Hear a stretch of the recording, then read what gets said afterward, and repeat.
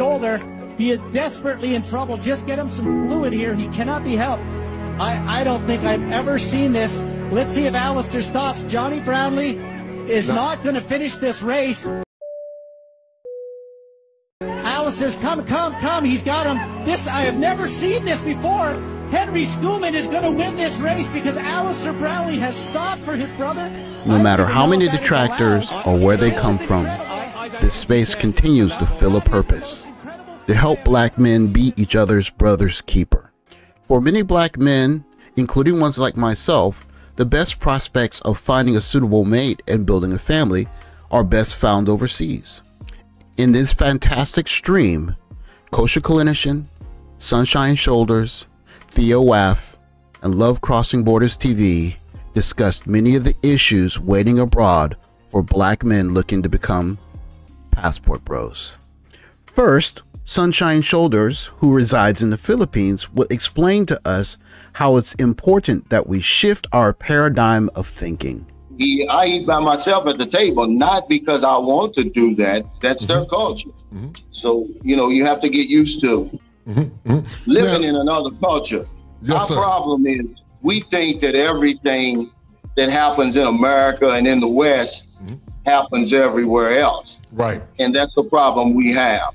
So you're talking about women, but a lot of my pushback comes from black men. And I don't understand it. Maybe because they're seeing me doing something that they want to do. Okay, I want them to see, hey, it's another option over here. One option is the Philippines. Here's what I've been able to do. But they'll nitpick me to death because they're not used to assuming the role that I've assumed over here. Okay, say for instance, you know, I had an affair, okay, but me and my woman worked through it because she knows that I'm a high value man over here. No doubt. But all these saints jump in my comments, you know, all from the West, mostly black men with this, I don't know what it is, this moral, they're on some type of moral heel top. Yes, sir. And I'm like, brother, this is real life over here. Yes, I'm trying to show you that things don't operate the same way here as they do at home. Okay? Don't bash me. I mean, if my woman's all right with it, you should be all right with it. Yes, sir. Yes, sir. Yes, sir. And I'm glad you said that, man. Here, as a good brother helping other brothers learn from his mistakes, Theo Waff is open and honest about the mistakes he made in his first marriage. She set the schedule. She set the tone of the marriage. And I thought that if I just basically sat back, followed her, and did whatever was necessary to make her happy life, happy wife, happy life, right? When I did that, and the amount of misery that I experienced, I cannot really explain. It still affects me to this day. And I was lonely. I wasn't able to direct the marriage properly.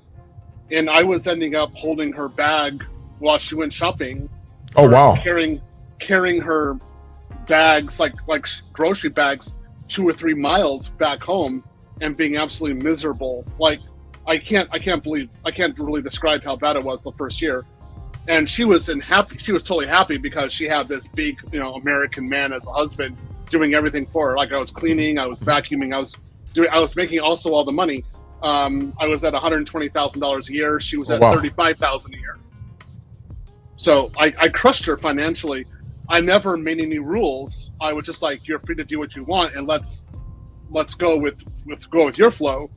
And I got to see the repercussions of that. And so basically, I was a guy who rarely drank, and within the first year of our marriage, I was borderline alcoholic. And just like the good brother he is, Theo then elaborated on 1, how he fixed his own mistake, and how 2, young brothers going overseas can avoid the mistakes that he made with this advice. The first thing that I suggest you really have to be, according to Asian culture, particularly Japanese and Korean, is you need to be the best version of yourself. You need to be your own man. You need to follow your own rhythm, your own road, but also know how to work with others. Then you must be masculine, because the woman is going to be feminine, and she's going to say, look, I'm feminine. I'm not going to change. and I'm only going to be feminine. You have to be masculine at all times. Right. No excuse, no exceptions. You show any weakness, you show any like feminine traits, anything like that, ain't gonna work. But when I got to Japan, it was even more just being masculine. And that means there's a lot of things, like you have to do the orders at the restaurant. She tells you what she wants to eat. It's good to ask her, she'll tell you. But you have to talk to the waiter or the waitress. You have to do all the orders. You have to speak in her language. You have to say specifications. If there's a problem, you have to deal with it. She doesn't do anything. She just sits there. She actually just watches you, and she's actually really happy you do it. You have to pay 100%. There is no 50-50. But the prices are so low there, it's kind of easy to do. And that's another thing. You have to make sure your money is right, or else you're not going to be ready for these women. Right. This is all of Asia. She's looking at you to have your act together, to have proper discipline with your life, and to have proper vision about where you're going in the future, and to be able to make decisions. And if you can't do that, she's like, why are you here? Here, our good brother Theo is going to explain quite simply, what is the black man's advantage? Why are foreign women so in love with American expats, especially black men? They love us because we don't use power. And most of us have been raised in a matriarchy to some degree. So we understand women, and we actually can work with women in their environment. So because of that, and then you have the culture, the move, like hip hop, rap, stuff like that, cool stuff, right? Because of it, the women usually like us, or there's a significant amount of women abroad who like us. Now, something else I have to point out. Again, I've been abroad for a long time. Black men, and I'm talking including African men at this point, usually have the international skill or capability of learning another language and mastering it. And it's very different from European men, in particular the English speakers, who are usually notoriously monolinguals. So we go abroad and we speak their language. We know the pulse of the culture, and we're just sitting there talking, and we're not using power. A lot of women just sit there and go goo goo gaga, and they love it. So that's usually why we get a lot of women straight out wherever we go. Next, we get Love Crossing Borders, and he's going to explain to us very simply why we shouldn't simp. Don't get caught up on that. Oh my God, I got to find this. If I lose her, I don't know what I'm gonna do. I gotta do. I'm gonna send her money. I'm gonna suck her toes, nose, and elbows, whatever she needs. Don't do that. Don't do that in the name of beauty. Because I'm telling you, dude, there's always somebody that's finer than her that you flipping your mind over in the name of beauty. Some more of this. We're talking about Japan. You do need to learn Japanese to some degree, and a lot of this simping behavior won't translate into Japanese correctly. So, particularly if you speak in Japanese, they'll be like, what are you talking about? For example, like sucking somebody's toes. In Japanese, linguistically, they don't know what you're talking about. It's not a part of their erotica. It's not a part of their culture. So if you said you're going to do that to a woman, she's like, what are you, like speaking in Martian. And that there's things you shouldn't be saying. Like there's ways of thinking that shouldn't be coming over, and that's when you need to self-reflect, as I did all the time. I was like, wait a minute, there's something wrong. Like when I brought over from the West, this is messed up. I brought this over on the airplane. I need to get rid of it. Like just throw it on my mind. Regarding women's beauty, I totally agree with Andre here. The last and possibly the most important point made on this stream is that the thought process in American dating is just unhealthy, and it's best left in America. So, but my point is that when guys come down here and think that you could just add water when it comes to Colombian women, it's just like Japan. You can't, dudes. And I hope you guys in the comment section clip this and hear what we're saying. I hope you guys in the comment section clip this and hear what we're saying. I hope you guys in the comment section clip this and hear what we're saying. Once again, I'm going to end this. Colombia You can Google it. It is not a hookup culture.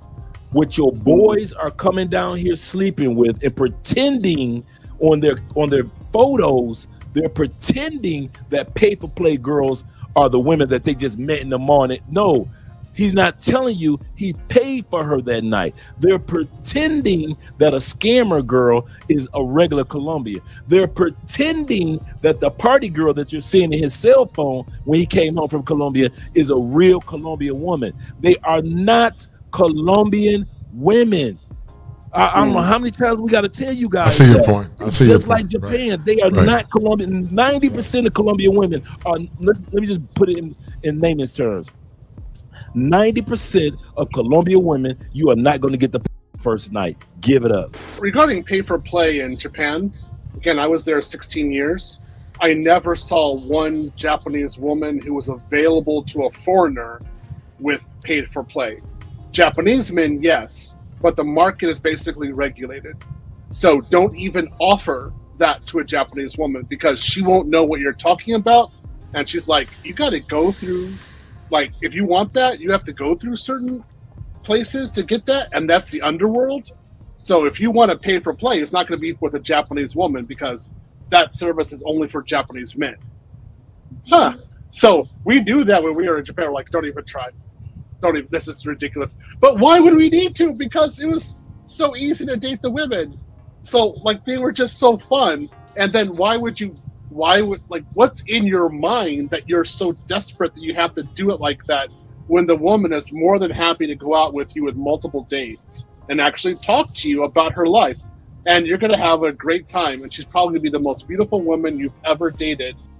The beauty of streams like this one, and quite frankly, the beauty of the space in general, is that it's helping younger men run the race that older men and more experienced men have already run.